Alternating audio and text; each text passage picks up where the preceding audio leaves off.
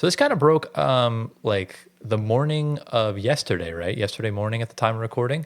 So obviously, we know the Milwaukee Bucks got waxed in 5 games by the Indiana Pacers in the first round, marking the second straight elimination to Indiana and the third straight first round elimination for the Milwaukee Bucks, obviously losing to the 8th-seeded Miami Heat in 2023. It's just since they won the championship, things have just not gone their way. Chris Middleton gets hurt in 2022, and you lose in Game 7 to the Celtics in the second round. And then everything just kind of follows suit from there. Giannis has a calf injury last year. Dame has the Achilles tendonitis this year. Dame tears the Achilles. And, you know, it's just a sad, unfortunate turn of events for that franchise. And, you know, you traded Chris Middleton for Kyle Kuzma, and he didn't work out, unsurprisingly. Brooke Lopez looks old and rusty and kind of done with. And just the roster's not good enough. Let's just call a spade a spade. So we saw a tweet from Shams Charania pop up around 9 a.m., which we're going to put on the screen, saying two-time NBA MVP Giannis Antetokounmpo has not made any firm decisions, but for the first time in his career, he is open-minded about whether his best fit is remaining in Milwaukee or playing elsewhere, league sources told ESPN. So, in essence, Giannis, as Anthony said yesterday, he indirectly is requesting a trade. Because we've talked about it before. He's leaked stuff in the past about playing for the Warriors and playing for the Knicks and playing for the Lakers and whatnot. And it looks like we might have potentially seen Giannis Antetokounmpo play his final game as a Milwaukee Buck. So, Antoine, I'll go to you first. Your thoughts after seeing this? Listen. I have one answer and one answer only. He's going to San Antonio. That is the destination. It is not Dallas. Dallas said today, ESPN said that they are not moving that pick. I think it's San Antonio, and for 2 reasons. They get 2 lottery picks this year. I think 2 and 14 would go to Milwaukee.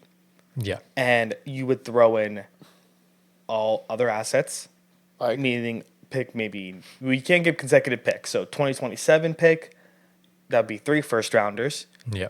You could probably throw in a pick swap, and then Well, some players in there. You have to throw in Stephon Castle. You have to? No, you know why? I don't think you have to. No, they're getting 2. They get Dylan Harper.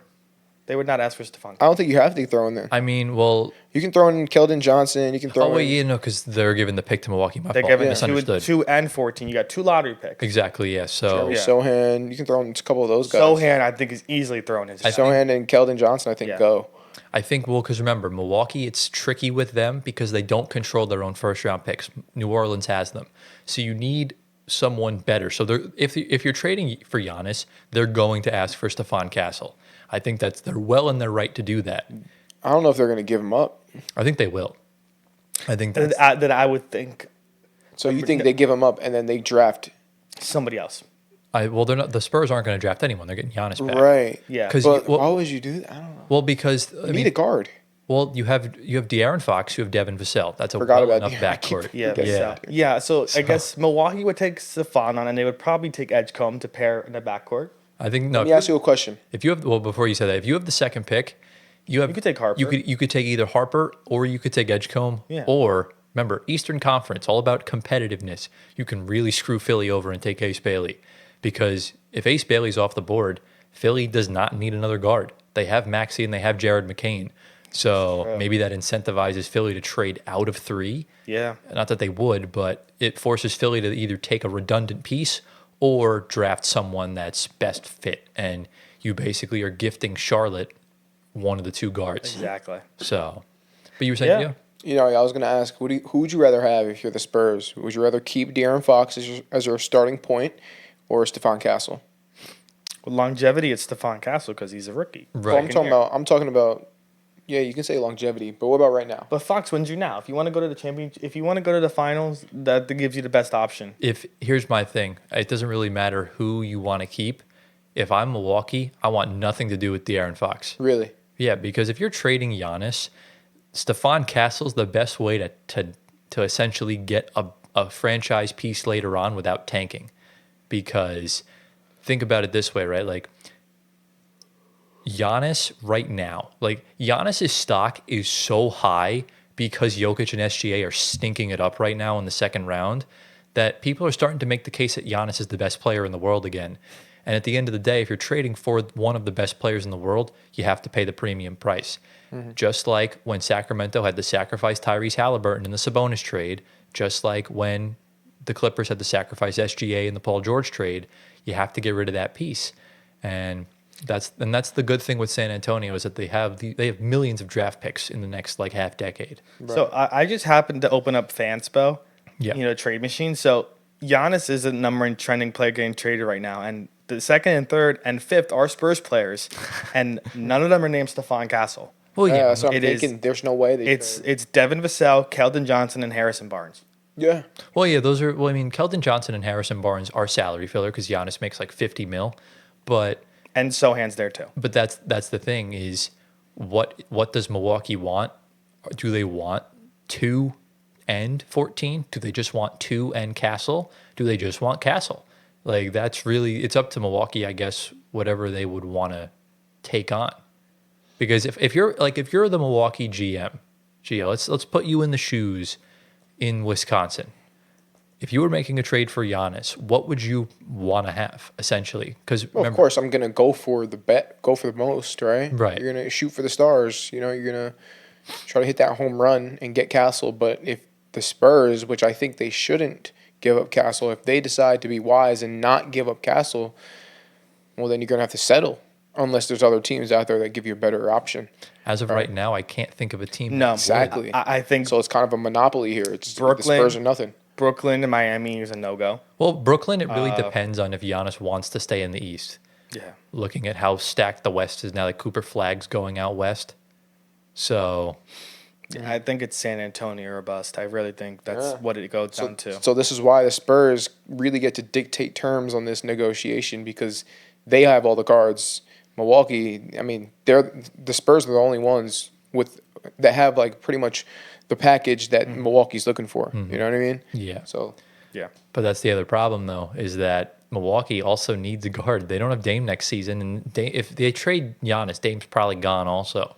I say need- Spurs throw in De'Aaron Fox, No, Keldon Johnson. They're not going to do that. not Why? Fox. They just traded for Fox. Hey, they just traded for him. Fox specifically requested to go to San Antonio, so he's not going to go. He's not going to do that and leave. All I know is if I'm the GM, I'm keeping Castle.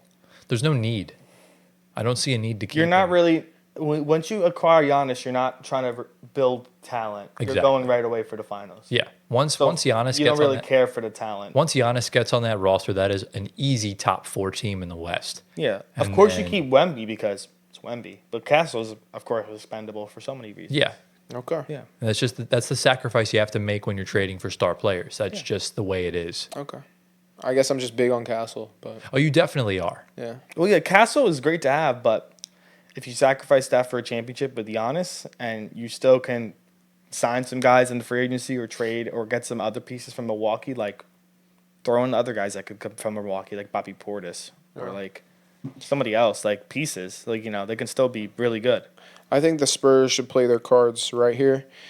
They can really say that we want to hang on to Castle, but still have in the back of their minds that they're willing to give him up, but only if Milwaukee gives over Giannis and maybe another something else along with it. Well, that makes it tricky because Giannis makes a ton of money. It's going to be hard matching Well, the listen. salaries enough. Also, Giannis could just stay in Milwaukee for another year. Yeah, that's what I was saying. We could be And talking that about was a this for question I was- nothing. That was a question I was going to ask you guys. Yeah. What is the probability of Giannis staying and Giannis going to the Spurs or any other team? I think him staying with the Spurs is very probable because With the Bucks, right?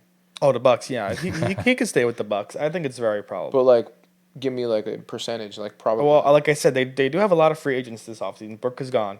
All the bench guys are gone. Gary Trent, Dame's injured. So if you bring in guys that help Giannis a lot more than the guys they had right now, maybe you can't really trade for anything. right. You could try to like convince him to stay since you have money coming off the books. Whoever you bring in, But give me like a probability, like most likely, I would uncertain. say Like, I would say it's like 65-35 right now. okay. 65-35. That he stays. 65 that he goes, 35 he stays. Got you. Yeah, I kind of agree. 60-40, 65-35. It's up to Giannis because the Bucks aren't going to do it. They're going to wait for Giannis to request out, Yes. and we'll see. This trade could happen at any point in time within the next month. Yeah. because more than likely it would happen before draft night or on draft night. We never Correct, know. correct. Or Yeah. the Spurs draft, let's say the Spurs draft Dylan Harper at 2, and let's say mid-July Giannis requests out Dylan Harper to Milwaukee, you get to keep Castle. So Exactly. maybe that's another sort of thing they can do.